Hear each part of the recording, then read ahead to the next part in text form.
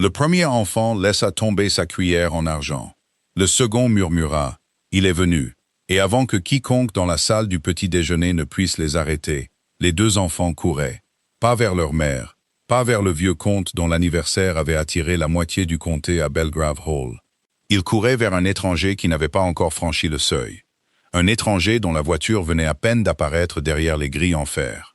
Elias, âgé de 7 ans, atteignit le premier les marches du perron. Sa sœur Clara était juste derrière lui. Et lorsque le grand monsieur descendit de la voiture noire, les deux enfants s'arrêtèrent si brusquement que Clara faillit percuter son frère. Pendant plusieurs secondes, personne ne bougea. Le monsieur portait un manteau de voyage gris anthracite. La pluie avait assombri une de ses épaules. Ses cheveux noirs avaient été repoussés de son front par le vent, et l'irritation se lisait encore sur son visage, après un voyage retardé 2 fois par des routes en mauvais état.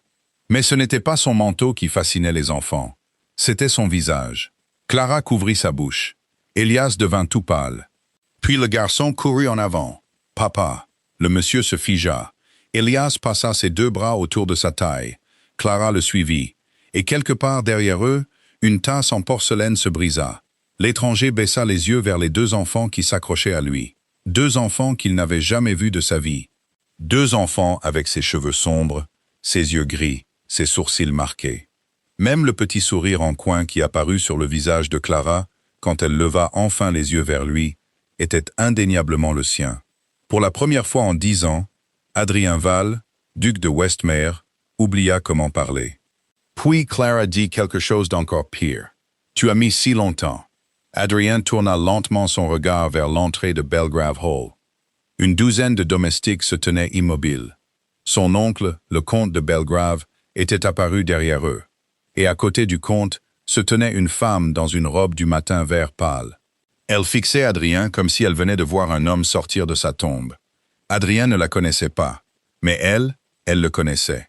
Il le vit immédiatement. Ses mains s'étaient crispées le long de son corps. Son visage avait perdu ses couleurs. Et quand Elias cria par-dessus son épaule, « Maman, regarde !» Il est vraiment revenu. La femme ferma les yeux, une seconde à peine. Mais Adrien le vit. Et soudain, la pluie, le voyage et la célébration de l'anniversaire n'avaient plus d'importance.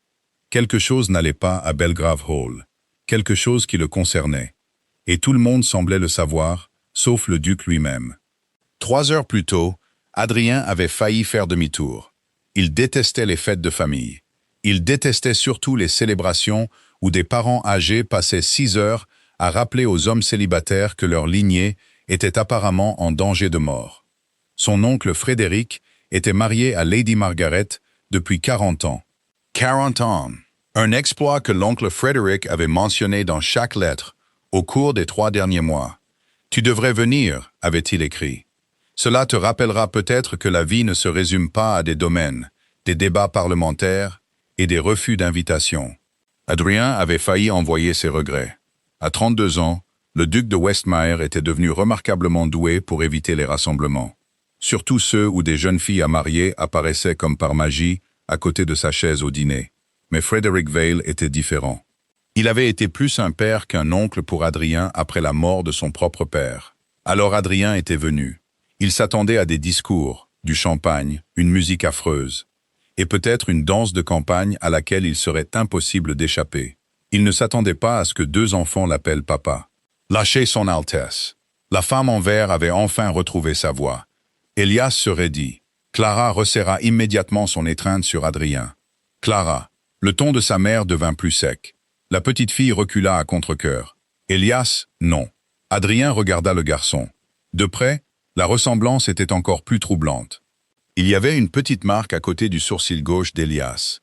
Adrien toucha le même endroit sur son propre visage sans y penser. Sa cicatrice était presque invisible maintenant. Une chute de cheval dans son enfance. Une coïncidence, sûrement. Ce devait être une coïncidence. Elias, dit la femme. Le garçon lâcha enfin Adrien. Il avait l'air confus, puis embarrassé. « Vous lui ressemblez » murmura-t-il. Le regard d'Adrien changea immédiatement. « À qui » Silence. Le vieux comte s'avança. « Mon cher garçon, mon oncle. » Frédéric l'étreignit avec un peu trop d'enthousiasme. C'était l'étreinte d'un homme qui tentait d'empêcher une conversation. Adrien connaissait assez bien son oncle pour le reconnaître. « Tu as maigri. Je t'ai vu il y a 6 mois. Tu étais déjà mince. Qui sont ces enfants ?» Frédéric fit semblant de ne pas entendre. « Ta tante est dans le jardin ouest.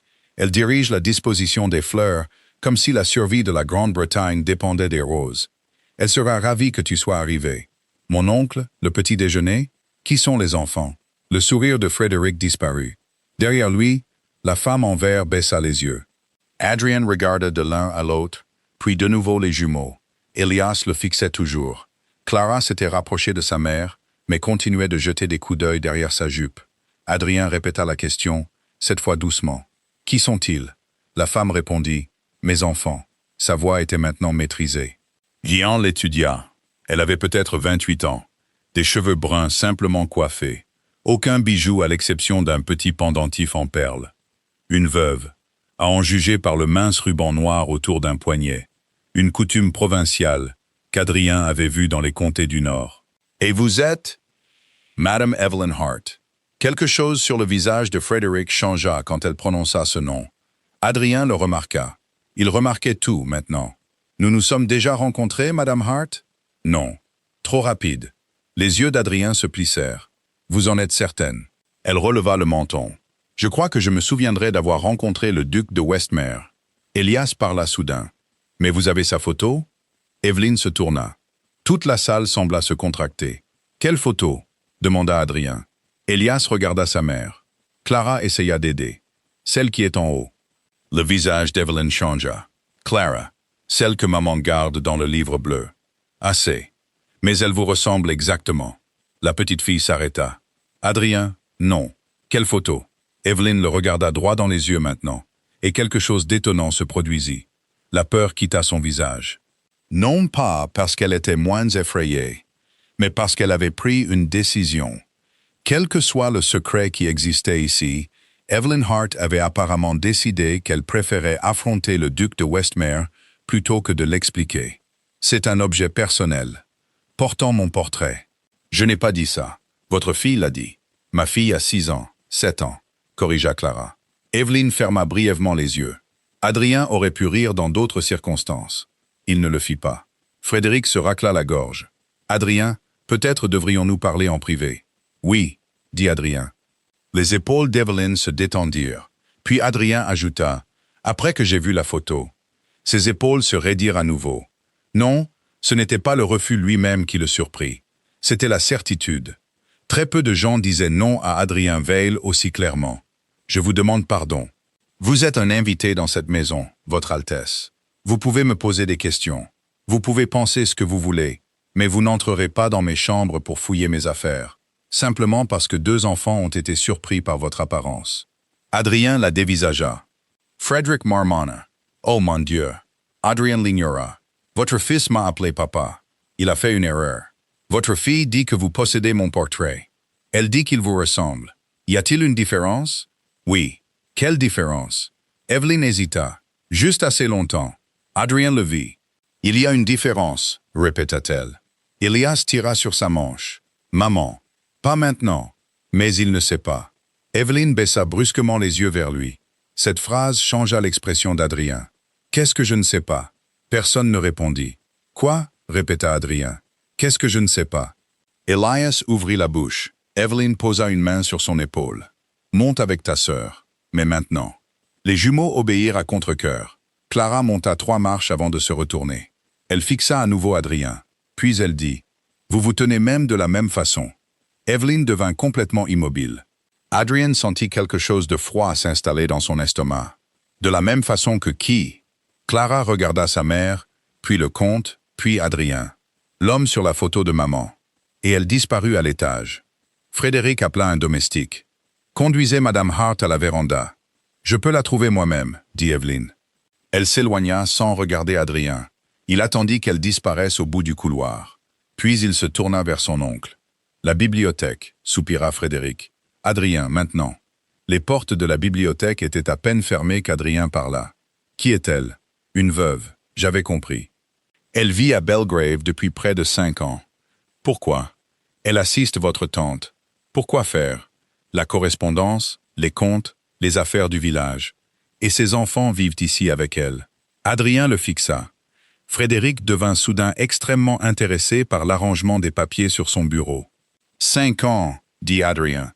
Vous avez employé une femme avec 2 enfants qui me ressemblent si fort que la moitié de votre maisonnée a retenu son souffle quand je suis arrivé, et vous n'avez jamais pensé à les mentionner. » Frédéric leva les yeux. « J'avais espéré que la ressemblance s'était estompée. » Adrien eut un rire sans humour. « Vous espériez.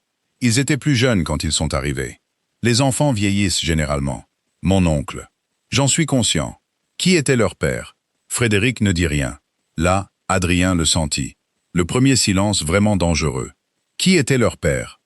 J'ai promis de ne pas répondre à cette question. À qui? Un autre silence. Adrien s'approcha du bureau. À Madame Hart. Oui. Pourquoi l'identité de son mari me concernerait-elle? Frédéric s'assit. Il parut soudain plus âgé qu'il ne l'était quelques minutes auparavant. Parce qu'Evelyne n'a jamais été mariée. Adrien s'arrêta. La pièce semblait étrangement silencieuse. Dehors, à travers les hautes fenêtres, la pluie traçait des lignes argentées sur le verre. Alors pourquoi l'appelle-t-on Madame Hart? Pour protéger les enfants. De qui? De tout le monde. Adrien secoua lentement la tête. Non, ne transformez pas cela en l'un de vos sermons moraux sur les villages bavards. Ces enfants ont couru droit sur moi. Pas parce que je ressemble vaguement à un homme inconnu. Le garçon m'a appelé papa, avant même que j'aie dit un mot. Frédéric se frotta le visage d'une main. Ils ont vu une miniature de leur père. Oui, et il me ressemble. Frédéric ne répondit pas. La voix d'Adrien baissa. Qui est-il? Je ne peux pas te le dire. Vous ne pouvez pas. J'ai donné ma parole à Evelyne. Oui. Pourquoi promettriez-vous à une femme que je n'ai jamais rencontrée de cacher le nom d'un homme qui me ressemble, trait pour trait? Frédéric se leva brusquement. Les invités de l'anniversaire commenceront à arriver avant midi. Adrien le regarda, incrédule. Vous ne pouvez pas penser que nous allons discuter du plan de table après ça. Je pense que certaines choses ne m'appartiennent pas de les révéler. Alors peut-être que Madame Hart les révélera. Elle ne le fera pas. Vous semblez très certain. Je le suis. Alors je la convaincrai. Frédéric contourna le bureau, et pour la première fois depuis qu'Adrien était entré dans la bibliothèque, son oncle parut véritablement effrayé. Laisse-la tranquille. Adrien marqua une pause. Frédéric ne lui avait jamais parlé comme ça. Pas une seule fois. Pourquoi? Parce qu'elle a assez souffert. Je ne la menace pas. Votre présence peut être une menace suffisante. La colère d'Adrien s'évanouit. Pas complètement, mais autre chose la remplaça. La confusion. Pourquoi ma présence la menacerait-elle? Frédéric regarda vers la fenêtre. Je savais que ce jour pourrait arriver. Quel jour? Le jour où tu verrais ces enfants. Vous m'avez invité ici. Je l'ai fait, sachant qu'ils étaient là. Oui. Alors peut-être que vous vouliez que ce jour arrive. Frédéric se retourna. Adrien vit la vérité avant de l'entendre. Son oncle n'avait pas fait d'erreur. Il avait tout manigancé. L'anniversaire, l'invitation, l'arrivée d'Adrien, les enfants, tout. Vous vouliez que je les voie, dit Adrien. Frédéric s'assit lentement. Je voulais que quelque chose se produise, quelque chose que je n'ai pas eu le courage de faire moi-même. Le pouls d'Adrien changea. Quoi? Que tu poses des questions. Adrien le fixa. Alors répondez-y. Je ne peux pas. Vous m'avez convoqué ici pour que je découvre un mystère que vous refusez d'expliquer. Frédéric eut un sourire là. Ton père disait que tu ne pouvais pas laisser une porte fermée sans l'ouvrir. Mon père disait beaucoup de choses irritantes. Il avait généralement raison. Adrien se détourna, frustré. Puis son attention se porta sur quelque chose au-dessus de la cheminée. Un portrait de famille. Son grand-père, son père, Frédéric.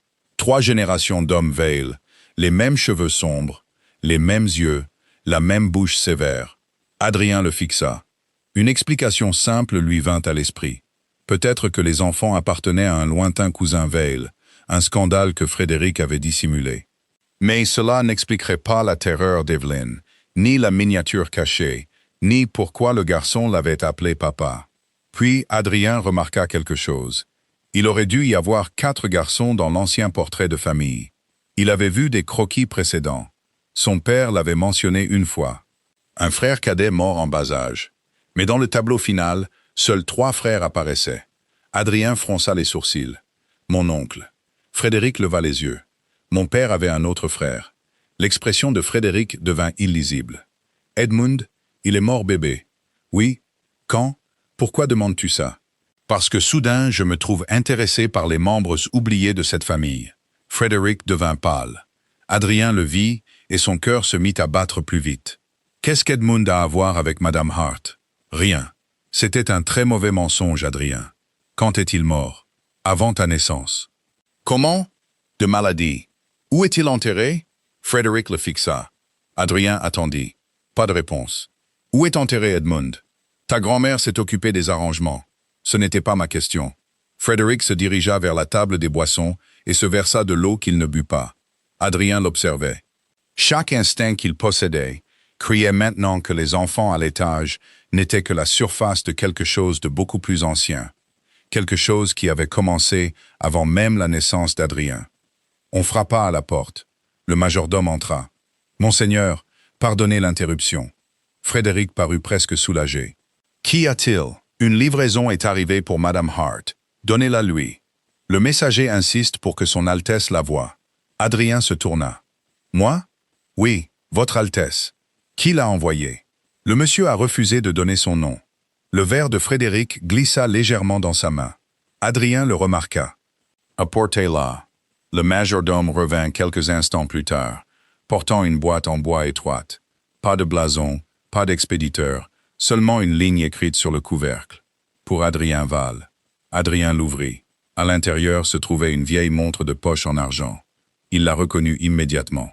Son père en avait possédé une exactement pareille, mais la montre de son père était enfermée dans une armoire à Westmere House. Adrien souleva celle-ci. Les initiales gravées au dos n'étaient pas celles de son père. E.V. Edmund Vale. Sous la montre se trouvait une note pliée. Adrien l'ouvrit. Frédéric traversa la pièce. « Qu'est-ce qu'elle dit ?» Adrien lut la première ligne, puis la seconde, puis regarda lentement son oncle. « Vous m'avez dit qu'Edmund était mort bébé. » Frédéric ne dit rien.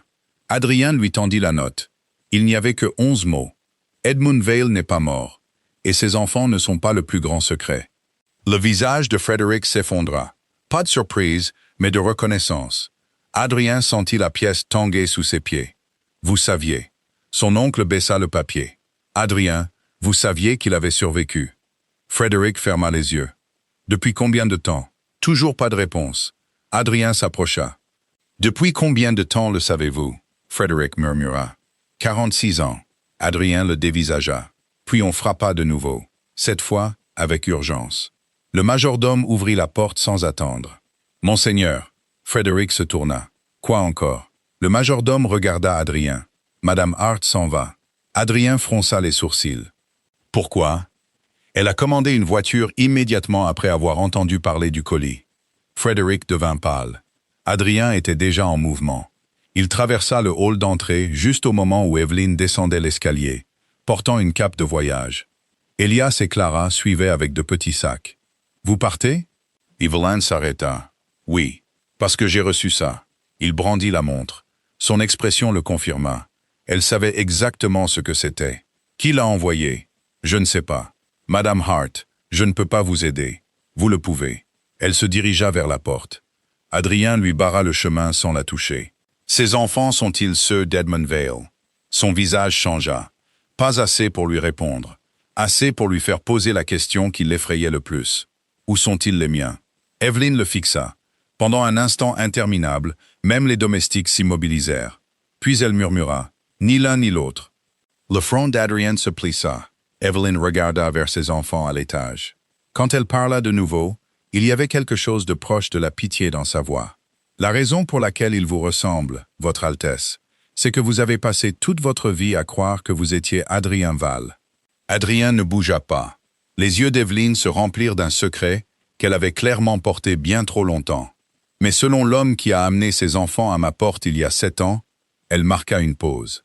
Adrien Val est mort avant son premier anniversaire. Adrien ne parla pas. Non pas parce qu'il n'avait rien à dire, mais parce qu'il y avait trop de questions, et chacune semblait plus impossible que la précédente. Derrière Evelyne, Elias et Clara se tenaient silencieusement dans l'escalier. Frédéric était sorti de la bibliothèque. Le vieux comte s'arrêta en entendant les derniers mots d'Evelyne. Adrien Val est mort avant son premier anniversaire. Pendant plusieurs secondes, le seul son dans le hall d'entrée fut celui de la pluie contre les fenêtres. Puis Adrien rit. C'était un son court et dur. Non. Evelyne ne bougea pas. Non. Elle répéta. Non. Adrien se désigna du doigt. Je suis Adrien Val. Je sais ce qu'on vous a dit. Je me fiche de ce qu'on m'a dit. J'ai vécu 32 ans avec ce nom. Quelqu'un d'autre aussi. Son expression changea. Frédéric s'avança. Evelyne, ce n'est pas l'endroit. Elle se tourna vers lui. Alors quel est l'endroit, Frédéric? Les domestiques baissèrent immédiatement les yeux. Personne n'appelait le comte de Belgrave Frédéric dans son propre hall. Evelyne, si. Vous l'avez invité ici, continua-t-elle. Vous avez permis que cela arrive. Vous saviez ce que ses enfants verraient dès son arrivée. Frédéric parut honteux. J'espérais qu'il y aurait une autre solution. Il y avait une autre solution. Laquelle? Tenir votre promesse. La tête d'Adrien se tourna. Quelle promesse? Aucun des deux ne répondit. Sa voix devint plus sèche. Quelle promesse? Evelyne regarda Frédéric. Dites-le lui. Frédéric secoua la tête. Vous avez plus le droit. Plus le droit? Adrien s'interposa entre eux. Je suis là, debout, pendant que vous deux discutez de ma vie comme si j'étais un document gênant. L'un de vous va m'expliquer ça, maintenant. Clara commença soudain à descendre les escaliers. Maman? Evelyne se tourna instantanément. La colère quitta son visage. Oui, est-ce qu'on part toujours? Evelyne hésita. Adrien regarda les enfants. Ils avaient peur maintenant. Pas de lui, des adultes. Et cela changea quelque chose. Il baissa la voix. Personne ne partira tant que nous n'aurons pas compris ce qui se passe. Evelyne le regarda de nouveau. C'est précisément pour ça que nous devrions partir. Parce que vous connaissez la vérité. Parce que je sais ce que la vérité fait à cette famille. Frédéric tressaillit. Adrien le remarqua de nouveau. Toujours ces petites réactions. Elles commençaient à lui en dire plus que les mots de quiconque. Il regarda vers les domestiques. Tout le monde dehors. Le hall se vida rapidement. Quand le dernier valet disparut, Adrien ferma les portes lui-même. Puis il se retourna. Commencez par les enfants. Le visage d'Evelyne se durcit. Ils ne sont pas à vous. Vous l'avez déjà dit. Et ils ne sont pas d'Edmund Vale. Alors de qui sont-ils? Je ne peux pas vous le dire. Adrien le fixa. Vous ne pouvez pas vous attendre à ce que j'accepte ça. Je n'attends rien de vous. Alors pourquoi possède-t-il le portrait d'un homme qui me ressemble? Parce que leur père vous ressemblait. Qui était leur père? Silence. Adrien fit un pas vers elle. Evelyne ne recula pas. Était-ce un Vale? Oui. La réponse vint si vite que Frédéric jura à voix basse. Adrien se tourna vers lui.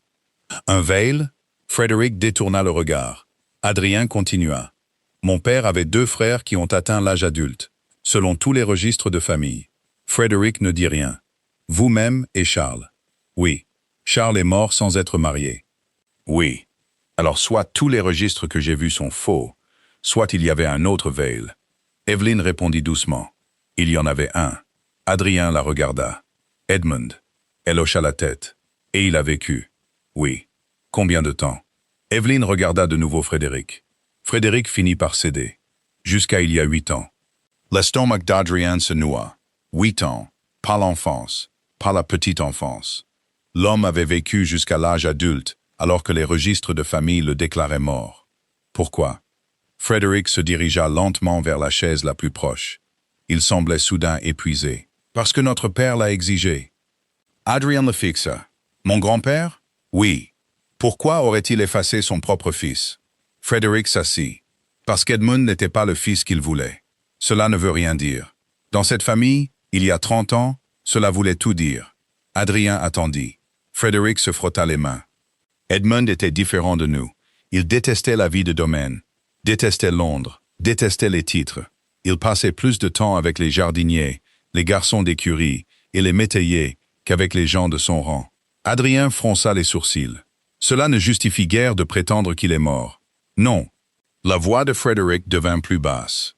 Mais ensuite, Edmund a découvert quelque chose. Adrien sentit la trappe s'ouvrir à nouveau. Quoi? Notre père vendait secrètement des parcelles de terre de Belgrave.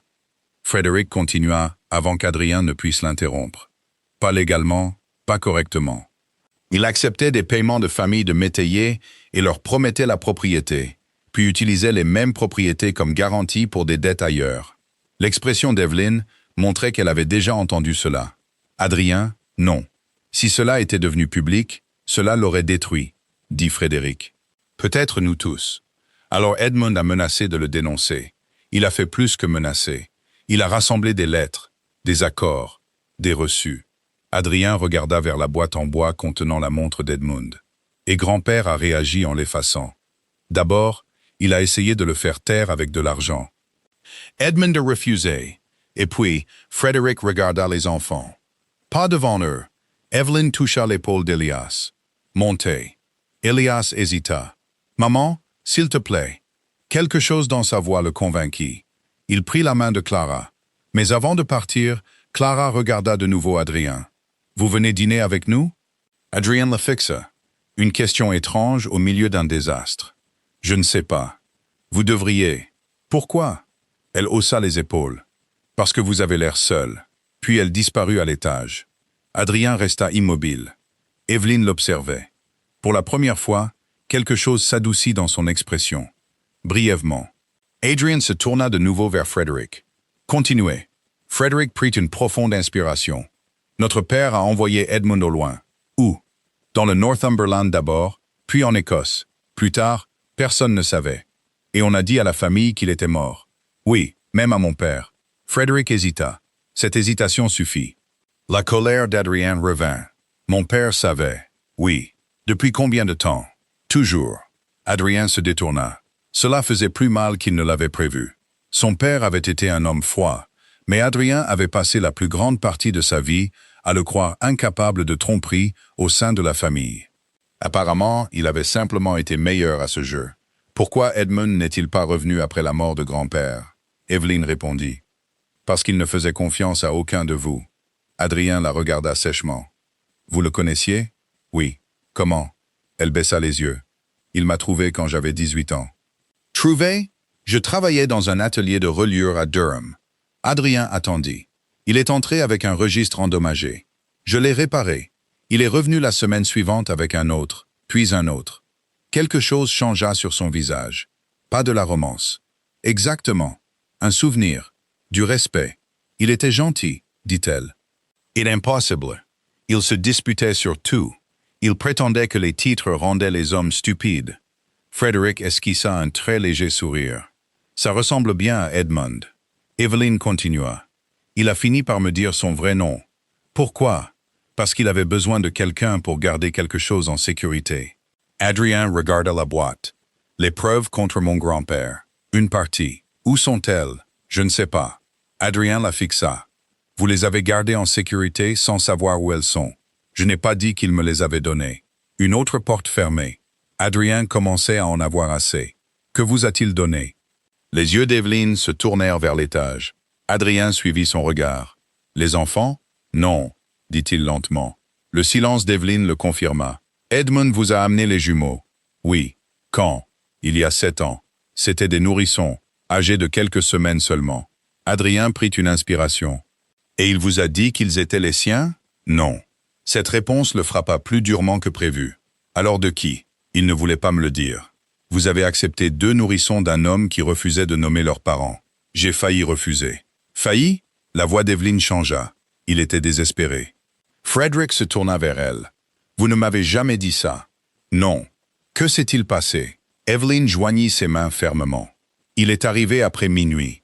Il voyageait depuis des jours. Il a mis Elias dans mes bras, Clara dans un panier. Et il m'a dit que si quelqu'un demandait, j'étais leur mère. Le front d'Adrien se plissa. Il s'attendait à ce que vous acceptiez, tout simplement. Il a dit que leur vie deviendrait une propriété si les mauvaises personnes savaient qui ils étaient. Adrien jeta un coup d'œil à Frédéric. Qu'est-ce que ça veut dire? Je ne sais pas, dit le comte. Evelyne continua. Edmund est parti avant l'aube et n'est jamais revenu. Une fois. Les yeux d'Adrien se plissèrent. Quand? 1 an plus tard. Qu'est-ce qu'il a dit? Evelyne regarda vers la montre. Il a dit, un jour, un homme viendra peut-être, dont le visage répondra à une question qu'il m'était interdit de poser. Adrien sentit un frisson. Quelle question? Elle le regarda droit dans les yeux. Quel val avait été remplacé? Silence. Frédéric se leva lentement. Non. Evelyne se tourna. Vous saviez que ça allait arriver? Non. Je savais qu'Edmund soupçonnait quelque chose. Je ne savais pas. Remplacé, interrompit Adrien.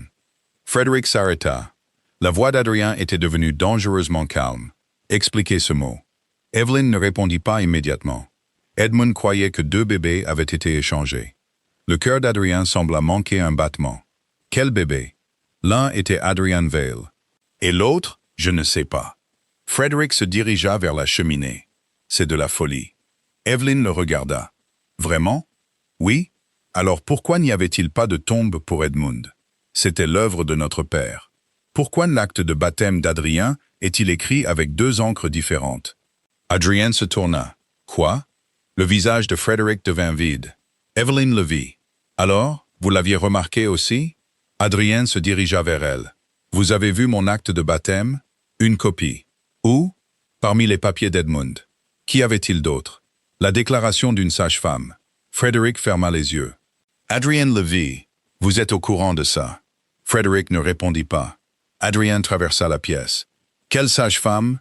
Elle s'appelait Madame Crew, dit Evelyn. Adrien regarda Frederick. La sage-femme de ma mère. Oui. Où est la déclaration? Evelyn secoua la tête. Edmund l'a emporté avec lui. Edmund est mort il y a 8 ans. Oui. Donc le document a disparu. Peut-être. Ce mot l'arrêta. Peut-être. Evelyn attrapa le pendentif en perles sous le col de sa robe. Elle appuya sur un minuscule fermoir. Le dos s'ouvrit. À l'intérieur, il n'y avait pas de portrait. C'était une clé. Petite. En laiton. Adrien la fixa. Edmund me l'a donnée la dernière fois que je l'ai vu. La clé de quoi? Il ne l'a jamais dit. Frederick s'avança. Laissez-moi voir. Evelyn referma ses doigts dessus. Non. L'expression de Frederick changea. Evelyn, vous avez assez caché de choses. J'essaye de vous protéger. De quoi? La question resta en suspens. Frederick ne répondit pas. Puis Adrien se souvint de quelque chose. La montre. Il retourna à la boîte en bois et l'examina attentivement. V. Edmund Vale. Mais il y avait une étrange indentation à l'intérieur du couvercle. Il appuya dessus. Un faux panneau se souleva. En dessous se trouvait une étroite bande de papier. Evelyn s'approcha. Frederick murmura. « Qu'est-ce que c'est » Adrien la déplia. 3 mots. Tour ouest, 3e étage. Le visage de Frederick changea instantanément. Adrien leva les yeux. « Vous savez ce que ça veut dire » Frederick répondit trop vite. « Non. » Un autre mauvais mensonge. Evelyn l'étudia. « La tour ouest est fermée depuis que je suis arrivé ici. » Adrien se souvint. La tour ouest de Belgrave avait toujours été fermée. Enfant, on lui avait dit que les escaliers n'étaient pas sûrs. Il ne s'était jamais posé la question jusqu'à maintenant. Il tendit la main vers Evelyn. « La clé » Elle le fixa. « Non, Madame Hart. Si Edmund voulait que vous entriez dans cette tour, pourquoi m'a-t-il donné la clé à moi? Parce que peut-être qu'il s'attendait à ce que nous soyons tous les deux ici. Cela la fit taire. » Frederick s'interposa. « Personne ne va à la tour. » Adrien le regarda. « Alors j'y vais, c'est certain. Adrien, tu m'as invité ici parce que tu n'avais pas le courage d'ouvrir ça toi-même. Ça ne veut pas dire. Ça veut dire que tu savais qu'il y avait quelque chose là-bas. » Le visage de Frederick se décomposa. « Oui. Enfin. La vérité. Petite, mais indéniable. »« Oui, » murmura-t-il. Adrien le fixa. « Quoi » Frederick regarda vers le plafond comme s'il pouvait voir la tour à travers la pierre. « Une pièce que notre père a ordonné de sceller. » Quand? La nuit où Adrien Vale est mort. Personne ne bougea. Evelyn ouvrit lentement sa main. La petite clé en laiton reposait sur sa paume. Adrien la prit. Les invités de l'anniversaire avaient commencé à arriver au moment où Adrien, Evelyn et Frederick atteignirent le couloir ouest. La musique flottait faiblement depuis les pièces du bas. Des voitures entraient dans la cour. Des rires pénétraient dans Belgrave Hall, tandis que 3 personnes montaient un escalier qui n'avait pas été utilisé depuis des décennies. La poussière recouvrait la rampe. Le 3e étage n'avait qu'une seule porte. Adrien inséra la clé. Elle tourna. Frederick murmura. « Attends !» Adrien poussa la porte. La pièce au-delà n'était pas ce à quoi il s'attendait. Pas un débarras, pas des meubles abandonnés. Une nursery préservée. 2 petits berceaux se tenaient sous la fenêtre. 2. Evelyn s'arrêta derrière lui. Frederick s'agrippa au cadre de la porte. Adrien entra lentement. Sur le mur était accroché un ruban délavé. Sur une étagère se trouvaient 2 tasses en argent, chacune gravée d'un nom. Adrien prit la première. Adrien. Puis la seconde. Il essuya la poussière. Un autre nom apparut. Julian. Le souffle d'Adrien se coupa. Qui est Julian? Frédéric ne répondit pas. Evelyn se dirigea vers un vieux bureau. Il y a quelque chose ici. Un livre en cuir se trouvait à l'intérieur. Adrien l'ouvrit. Les premières pages contenaient les heures des repas, les températures, des notes d'une infirmière.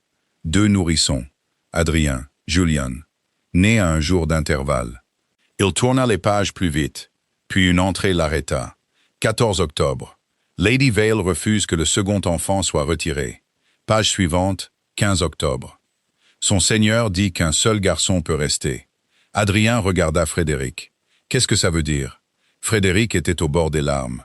Je n'ai jamais vu ça. Adrien tourna une autre page. 17 octobre. L'échange a été effectué. Madame Crew dit qu'elle ne nous le pardonnera jamais. Les mains d'Adrien devinrent froides. Evelyne murmura.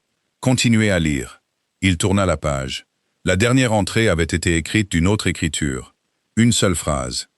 Si quelqu'un trouve ce livre, sachez que l'enfant élevé comme Adrien Val n'est pas l'enfant né de Lady Vale. Adrien fixa la page. Sa mère, pas sa mère. Toute sa vie devint soudain une question. Puis quelque chose tomba de la couverture arrière. Une miniature pliée. Evelyne la ramassa, l'ouvrit et devint blême. Quoi? Adrien la lui prit. Le portrait montrait un jeune homme d'environ 25 ans. Cheveux sombres, yeux gris, son visage. Le visage d'Adrien. Mais sous le portrait se trouvait un nom. Julian Marrow. Adrien le fixa. Evelyne murmura. C'est l'homme de mon livre bleu. Adrien se tourna vers elle. Le père des enfants? Elle hocha lentement la tête. Oui. Frédéric recula contre le mur. Non. Evelyne regarda Adrien. Et maintenant vous comprenez pourquoi ils ont couru vers vous. Adrien pouvait à peine l'entendre. Julian Marrow. Julian. Un homme avec son visage. Un homme dont le nom apparaissait à côté du sien dans une nursery scellée. Un homme lié à 2 enfants à l'étage. Puis des pas résonnèrent dans le couloir. Lent, délibéré. Tout le monde se tourna. Une femme âgée se tenait dans l'embrasure de la porte. Adrien la reconnut immédiatement. Lady Margaret, la femme de son oncle. La femme dont la célébration d'anniversaire remplissait la maison en bas. Elle regarda la nursery, puis le livre dans les mains d'Adrien.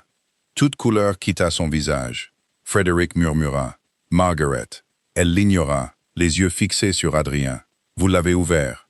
Adrien brandit le portrait. Qui est Julian Marrow? Margaret se mit à pleurer, pas bruyamment. Des larmes silencieuses, les larmes de quelqu'un qui avait passé des décennies à attendre ce moment. Adrien s'avança vers elle. Qui est-il? Margaret regarda au-delà de lui, vers les 2 berceaux. Puis elle prononça la phrase qui fit même chanceler Frédéric. Julian Marrow était le premier-né de votre mère. Adrien la fixa. Mon frère? Margaret secoua la tête. Non. Puis elle regarda droit dans les yeux d'Adrien. C'était vous. C'était vous. Adrien dévisagea Lady Margaret. Les mots semblaient trop petits pour ce qu'il venait de détruire. Derrière elle, la musique montait faiblement de la célébration d'anniversaire en bas. Les invités riaient. On levait les verres. Quelque part dans Belgrave Hall, un quatuor avait commencé à jouer. Et à l'intérieur de la nursery scellée, Adrien Vale venait de découvrir qu'Adrien Vale n'avait jamais été son nom. Il baissa de nouveau les yeux sur la miniature. Julian Marrow. L'homme peint là avait les yeux d'Adrien, la bouche d'Adrien, même la légère asymétrie d'un sourcil. Mais Evelyne venait de l'identifier comme le père d'Elias et Clara. Adrien leva lentement la tête. Si Julian Marrow était moi, il regarda Evelyne. Alors qui est l'homme sur ce portrait? Lady Margaret répondit. Le vrai Adrien Vale. Personne ne parla. Les doigts d'Adrien se resserrèrent autour de la miniature. Frédéric s'effondra dans une chaise. Evelyne recula. Non. Margaret la regarda. J'ai bien peur que si. Evelyne secoua la tête. Edmund m'a dit que cet homme était Julian Marrow. On l'appelait Julian Marrow. Margaret entra dans la nursery et ferma la porte. Mais il n'est pas né avec ce nom. Adrien sentit son cœur battre à tout rompre. Commencez par le début. Margaret le regarda. Le vrai début. Oui. Elle jeta un coup d'œil à Frédéric. Plus de protection. Frédéric hocha lentement la tête et Lady Margaret commença. Il y a 32 ans, votre père n'était pas le mari fidèle que vous croyez. L'expression d'Adrien se durcit. Margaret continua. Avant que sa femme n'accouche, il s'était engagé avec une jeune femme nommée Marianne Marrow. Adrien regarda vers la miniature. Marrow? Oui, la mère de Julian. Margaret déglutit. Votre mère. Silence. Adrien ne cilla pas. Pendant 32 ans, il avait cru que Lady Helena Vale lui avait donné naissance. Il se souvenait de ses mains arrangeant sa cravate quand il était enfant, sa voix lisant à côté de son lit, sa déception quand il se comportait mal, sa fierté quand il est devenu duc. Vous dites que Lady Helena n'était pas ma mère. Non, c'était un mot simple. Il brisa quelque chose d'énorme. Margaret continua doucement. Marianne a accouché la première. Un garçon. Adrien connaissait déjà la suite. Julian, vous. La pièce sembla rétrécir. Le soir suivant, continua Margaret, Lady Helena a donné naissance à un autre garçon, Adrian Vale. Oui. 2 enfants, 2 mères, un père. Des demi-frères nés à peine à un jour d'intervalle. Le journal intime prit soudain tout son sens. 2 berceaux, 2 tasses en argent, 2 garçons, avec le sang des Vale. Et parce qu'ils partageaient le même père, 2 garçons qui pouvaient grandir en se ressemblant presque parfaitement. Adrien regarda Frédéric. Et mon grand-père a découvert la liaison. Frédéric hocha la tête. Il le savait avant la naissance de l'un ou l'autre enfant. Alors pourquoi m'a-t-on amené ici? Margaret répondit. Votre mère est tombée gravement malade après votre naissance. Marianne n'avait nulle part où aller. Lady Helena a découvert ce que son mari avait fait et a insisté pour que l'enfant ne soit pas abandonné à cause de la trahison de son père. Adrien regarda vers le journal. Lady Vale refuse que le second enfant soit retiré. Oui, elle voulait que je reste. Oui. Pour une raison quelconque, cela faisait mal différemment. La femme qui l'avait élevé avait su, et elle l'avait quand même aimé. Mais le journal disait qu'un seul enfant pouvait rester. L'expression de Margaret s'assombrit. C'est votre grand-père qui a dit ça. Pourquoi? Parce que l'Adrien légitime était faible. Adrien fronça les sourcils. Margaret continua. Le médecin pensait qu'il ne survivrait peut-être pas à la petite enfance. Votre grand-père était obsédé par la succession. Belgrave avait des dettes. Westmere avait des ennemis politiques. Il croyait que la famille ne pouvait pas supporter de perdre son héritier. Adrien comprit avant qu'elle ne finisse. Non, il a ordonné que les identités soient échangées. Evelyn couvrit sa bouche. Adrien fixa Margaret. Il a remplacé son petit-fils. Oui. Avec moi? Oui. Et qu'est-il arrivé au vrai Adrien? Margaret regarda la miniature. Il a été donné à Marianne. Adrien faillit rire d'incrédulité. Ma mère est partie avec l'enfant d'une autre femme. On ne lui a pas donné le choix. Et je suis resté ici, comme Adrien Val. Qu'est-ce s'est-il passé quand le vrai Adrien a survécu? C'est là que le problème a commencé. La voix de Margaret faiblit. Il est devenu plus fort. Adrien regarda Frédéric. Donc, grand-père avait remplacé un héritier malade qui n'est pas mort. Oui. Et au lieu de corriger cela, il a enterré la vérité. Passe un enfant. Un nom. L'Adrien Val légitime a été élevé comme Julian Marrow. Le Julian Marrow illégitime a été élevé comme Adrien Val. Et apparemment, tous ceux qui savaient avaient été réduits au silence par la peur. Adrien se tourna vers Evelyn. L'homme sur votre miniature. Ses yeux s'écarquillèrent alors que tout se réorganisait dans son esprit. C'était l'enfant qui avait été envoyé au loin. Le vrai Adrien. Oui. Adrien regarda vers l'escalier au-delà de la nurserie. Elias. Clara. Ses pensées s'arrêtèrent. Margaret comprit. Oui. Adrien la regarda sèchement. Vous ne pouvez pas savoir ce que je pense. Si, je le peux. Elle jeta un coup d'œil vers la miniature. Ces enfants sont les enfants d'Adrien Val. La pièce devint complètement silencieuse. Pas l'Adrien qui se tenait devant eux. Adrien Val, l'enfant né de Lady Helena, le garçon dont le nom avait été volé. L'homme qui avait passé sa vie à s'appeler Julian Marrow. Evelyn s'assit lourdement sur le bord de la vieille chaise de la nursery. Edmund savait. Margaret hocha la tête. Il a fini par découvrir l'échange. C'est pourquoi il a enquêté sur les registres de la famille. Oui, et les enfants. Margaret parut confuse. Je n'ai jamais su qu'ils existaient. Evelyn se leva. Alors je sais quelque chose que vous ne savez pas. Tout le monde se tourna. Elle plongea la main dans la poche de sa cape de voyage. J'ai failli oublier ça. Elle retira une enveloppe. Vieille, froissée, non ouverte. Edmund me l'a donnée la dernière fois qu'il est venu. Frederick le fixa. Vous avez dit qu'il était revenu 1 an après avoir amené les jumeaux. C'est exact. Mais j'ai dit à Adrien qu'Edmund était mort il y a 8 ans. Evelyn le regarda. Vous aviez tort. Frédéric pâlit. Evelyn continua. Edmund a disparu il y a 8 ans. Vous avez supposé qu'il était mort. Il a survécu assez longtemps pour me trouver. Adrien se souvint de la certitude antérieure de Frédéric, une autre supposition familiale déguisée en vérité. Qu'y a-t-il dans la lettre? Demanda-t-il. Je ne sais pas. Pourquoi ne l'avez-vous jamais ouverte? Evelyn retourna l'enveloppe. Au dos se trouvaient 4 mots. Pour les deux, Adrien. Je n'ai jamais compris ce que cela signifiait. Adrien prit la lettre. Le sceau se brisa sous son pouce. À l'intérieur se trouvaient 2 pages. Il lut silencieusement d'abord, puis s'arrêta. Quoi? Frédéric s'approcha. Qu'est-ce qu'elle dit? Adrien recommença, cette fois à voix haute.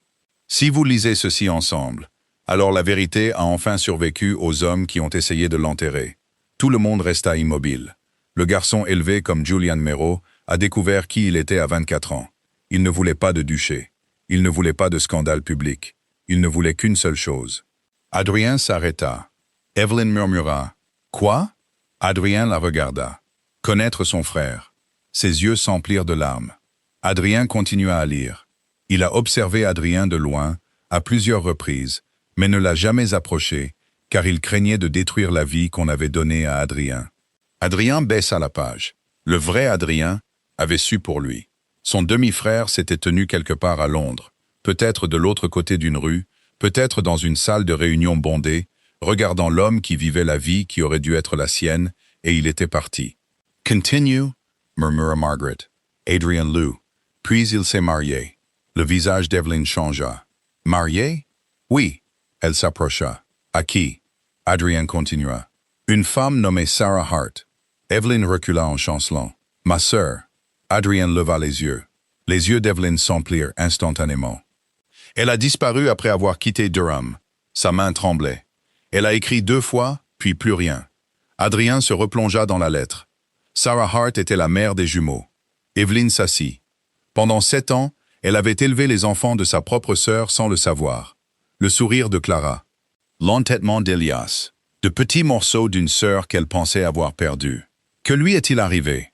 Murmura Evelyn. Adrien lut attentivement. Sarah est morte peu après la naissance des jumeaux, des suites d'une maladie. Evelyn ferma les yeux. Personne ne parla, jusqu'à ce qu'elle les rouvre. Et leur père? Adrien continua. L'homme vivant sous le nom de Julian Mero s'est occupé des enfants pendant plusieurs semaines, mais il avait déjà découvert que quelqu'un cherchait les documents d'Edmund. Il craignait que celui qui voulait enterrer le vieux secret ne finisse par trouver les enfants. Alors Edmund les a pris, dit Evelyn. Oui, pour me les amener, parce que vous étiez leur tante. Evelyn se couvrit le visage. Edmund n'avait pas choisi une étrangère. Il avait amené les enfants à la famille la plus proche qu'il leur restait. Adrien se tourna vers le dernier paragraphe. Son expression changea. Frédéric le remarqua. Quoi? Adrien le relut, puis regarda vers les 2 tasses en argent. Qu'est-ce qu'il dit? Demanda Margaret. Le vrai Adrien est mort il y a 7 ans. Evelyn baissa les mains. Comment? D'une fièvre contractée en voyage. Pas de bataille dramatique. Pas de grand scandale. L'héritier légitime de Westmere avait simplement disparu du monde sous un nom qui n'avait jamais été le sien. Adrien regarda de nouveau la lettre. Mais une dernière phrase restait. Et celle-ci changeait tout. Son fils vit. Frédéric murmura. « Elias !» Adrien hocha la tête. Evelyn le fixa. Margaret s'assit lentement. Tout le monde comprit la signification. Si les registres étaient corrigés, Elias n'était pas simplement un enfant qui ressemblait au duc de Westmere. Il était le fils de l'homme qui aurait dû être duc. Adrien plia la lettre. La voix de Frédéric était à peine audible.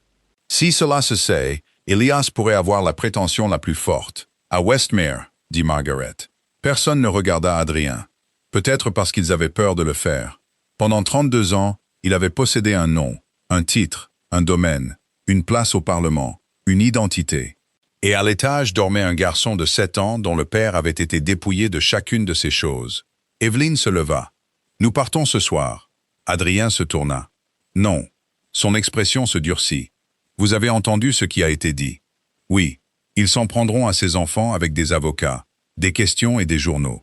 Et des gens qui se soucient plus de l'héritage que de savoir si Elias dort bien la nuit. J'ai dit que vous ne partiez pas. Vous ne pouvez pas nous retenir ici. Je ne vous retiens pas. Alors que faites-vous? Adrien regarda vers la porte. J'y mets fin. Moins d'une heure plus tard, le dîner d'anniversaire avait commencé. Près de 80 invités remplissaient la grande salle à manger de Belgrave. Ils s'attendaient à ce que Frédéric fasse le premier discours. Au lieu de cela, Adrien se leva. Les conversations cessèrent. Evelyn était assise près du fond avec Elias et Clara. Frédéric murmura. « Tu n'es pas obligé de faire ça ce soir. » Adrien le regarda. « Si, je le dois. 32 ans de silence avaient créé cette situation.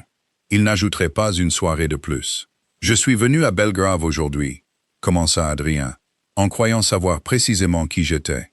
Les invités sourirent poliment. Cette confiance a duré environ 30 secondes. Quelques-uns rirent. Elias sourit. Adrien le regarda droit dans les yeux. « J'ai découvert quelque chose aujourd'hui sur cette famille. Quelque chose de caché depuis plus de 3 décennies. » Margaret ferma les yeux. Adrien continua. « Je ne vous donnerai pas tous les détails privés. Certaines vérités appartiennent d'abord à ceux qui en ont été blessés. » Evelyn le fixa. « Mais demain matin, mes avocats recevront des documents concernant la succession de Westmere. » Un murmure se propagea dans la salle. « Et jusqu'à ce que ces documents soient examinés, je ne ferai qu'une seule déclaration. » Il regarda vers Elias et Clara. « Ces enfants sont des membres de ma famille. » Elias cessa de sourire. Les yeux de Clara s'écarquillèrent. « Ils ne seront pas cachés. » La voix d'Adrien se renforça. « Ils ne seront pas traités comme un scandale. » Il regarda autour de la salle. « Et aucune personne qui espère rester la bienvenue dans une maison qui m'est liée ne parlera d'eux comme s'ils étaient autre chose que des enfants innocents, qui ont hérité des conséquences de décisions prises avant leur naissance. » La salle devint complètement silencieuse. Puis Adrien fit quelque chose que personne n'attendait. Il quitta la table d'honneur, traversa toute la salle à manger, en direction des jumeaux. Clara regarda sa mère. Elias se leva. Adrien s'arrêta devant lui. Le garçon parut soudain nerveux. « J'ai fait une bêtise ?» Adrien sourit. « Non. Êtes-vous mon papa ?» La question frappa la pièce comme une cloche. Adrien s'accroupit pour qu'il soit à la même hauteur. « Non ?» Le visage d'Elias se décomposa légèrement. Mais Adrien continua. « Ton père était mon frère. » Le garçon le fixa. « Un frère que vous n'avez jamais connu ?»« Oui. C'est triste. Ça l'est. » Elias réfléchit à cela, puis posa la question que seul un enfant poserait dans une pièce pleine d'adultes, s'inquiétant de Duché. « Est-ce que ça veut dire que vous êtes notre oncle ?» Adrien regarda Evelyn, puis Clara, puis de nouveau Elias. « Oui. » Clara quitta immédiatement sa chaise. Elle lui jeta les bras autour du cou. « Eh bien, c'est presque aussi bien. » Des rires éclatèrent dans la pièce.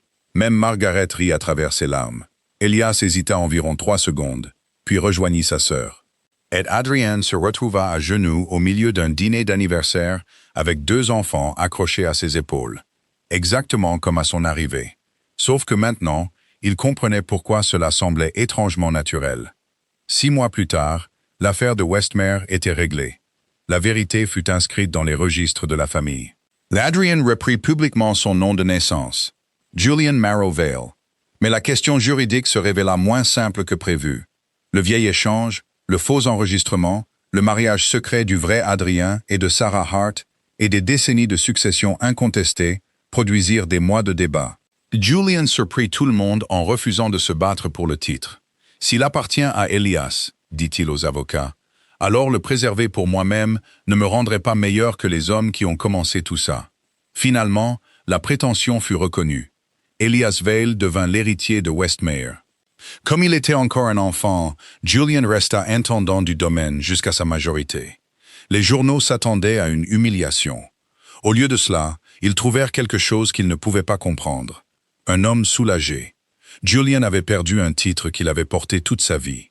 Pourtant, pour la première fois, il possédait quelque chose qui lui appartenait vraiment, son propre nom. Evelyn et les jumeaux restèrent à Belgrave pendant un certain temps avant de déménager dans une plus petite maison près de Westmere. Julian leur rendait visite constamment, bien plus constamment que nécessaire, selon Frédéric. Un après-midi, près d'1 an après l'anniversaire, Julian était assis sous un vieux chêne pendant qu'Elias tentait d'apprendre incorrectement les échecs à Clara. Evelyn s'approcha, un livre à la main. « Le bleu ?» demanda Julian. Elle sourit. « Le bleu. » Elle le lui tendit. À l'intérieur se trouvait la miniature qui avait tout commencé. Le portrait du vrai Adrien Val. Julian étudia le visage de son frère, l'homme qu'il n'avait jamais rencontré, l'homme dont il avait vécu la vie sans le savoir. « Il savait pour moi, » dit Julian. « Oui, et il a choisi de ne rien me prendre. » Evelyn s'assit à côté de lui. Peut-être croyait-il qu'un frère valait plus qu'un titre. Julian regarda Elias se disputer avec Clara. Alors il était plus sage que nous n'avons eu la chance de le découvrir.